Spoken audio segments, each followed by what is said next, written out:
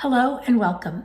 I'm Reshma Shah, a pediatrician, an award-winning author, a mom, and a home cook.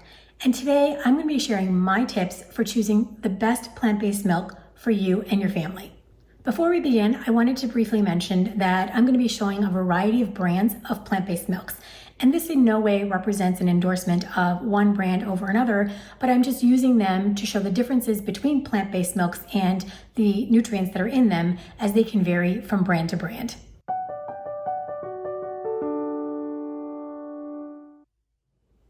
While dairy milk can provide some important nutrients, including protein, calcium, and when it's fortified, vitamin D, it also has some potential downsides.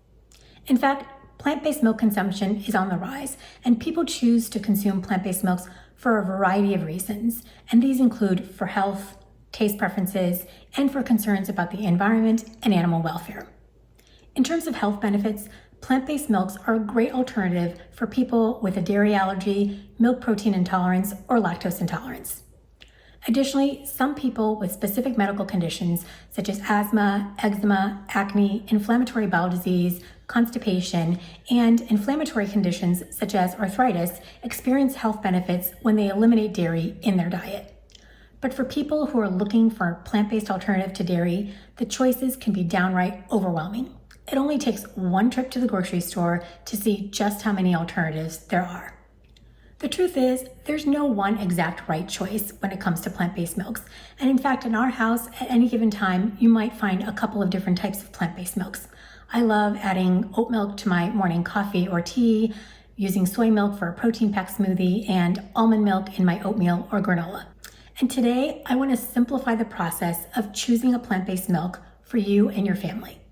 So the first thing that I wanted to mention is that with the exception of people with a true food allergy, for instance, for a soy allergy or a nut allergy, you don't have to stress too much about plant-based milks that you're only using occasionally or in small amounts in recipes. This conversation is really about choosing a plant-based milk that's going to take the place of dairy milk on a regular and consistent basis. And we're going to break it down into two main categories. The first being availability, cost, and preference, and the second being nutrition. Of course, you want to begin by selecting a plant-based milk that's available to you, convenient to get, is affordable, and that you enjoy consuming. Additionally, certain types of recipes may be well suited to specific types of plant-based milks. So for instance, using oat milk or coconut milk for a recipe in a creamy sauce. Before we move on to the main category of nutrition, I did want to mention that for some people, another important consideration when it comes to selecting plant-based milks is the environmental impact of these plant-based milks in terms of greenhouse gas emissions and land and water use. For instance, almonds are often vilified for being an incredibly water-intensive crop.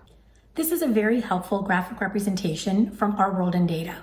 And in terms of freshwater use, almond milk does have a higher environmental footprint compared to other milks, but it also contributes the least to greenhouse gas emissions.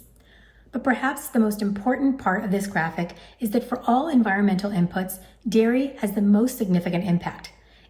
While it's perfectly fine to choose a milk other than almond, choosing almond milk is still going to be a more eco-friendly option than dairy milk.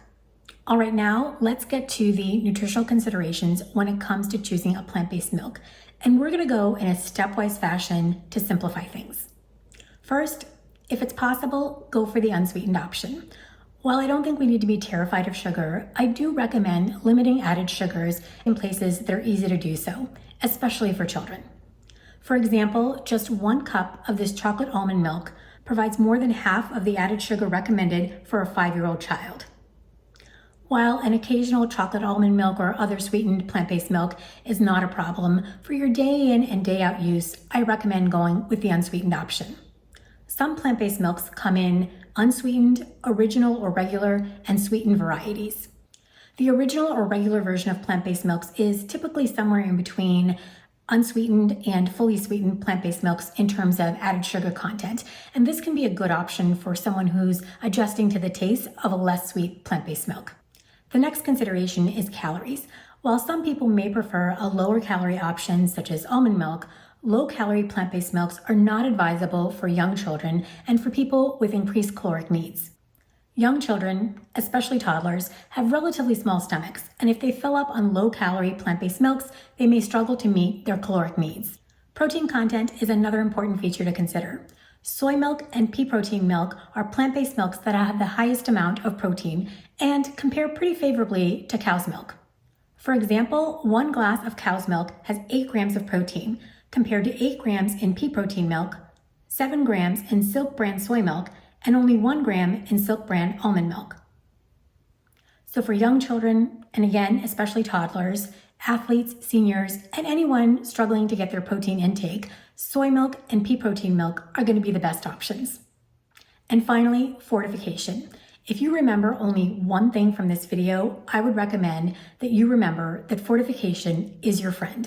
I think that this is perhaps one of the most confusing aspects of picking a plant-based milk. And the reason for this is there's a lot of confusion and even fear around using fortified plant-based milks. There's this idea that if we choose products with the fewest ingredients and without any additives, that those are really the best and healthiest options.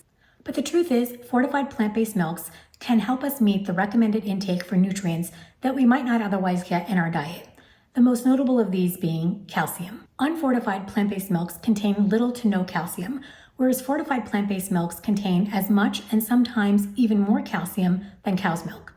Let's take a look at the amount of calcium in cow's milk compared to a few examples of fortified plant-based milks. And for reference, here are the recommended daily intakes for calcium for people at various ages.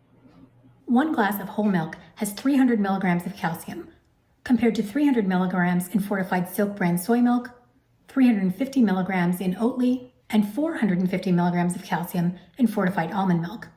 And if we compare that to an unfortified soy milk, you can see that it only has 40 milligrams of calcium. Quite a big difference. I personally eat a lot of foods containing calcium, including kale, broccoli, bok choy, beans, and calcium-set tofu. But even for me, it would be difficult to meet my calcium needs without a fortified plant-based milk. For people that don't consume dairy, and especially for growing children, a calcium-fortified plant-based milk can help to ensure that calcium needs are met. There are 2 main concerns that I've seen when it comes to fortification of plant-based milk. The first is that many people believe that a healthy, well-planned diet should not require fortified foods. But remember, even the vitamin D that's found in cow's milk is from fortification. And we rely on fortified foods to meet various nutrient requirements, including B vitamins, iron, and iodine.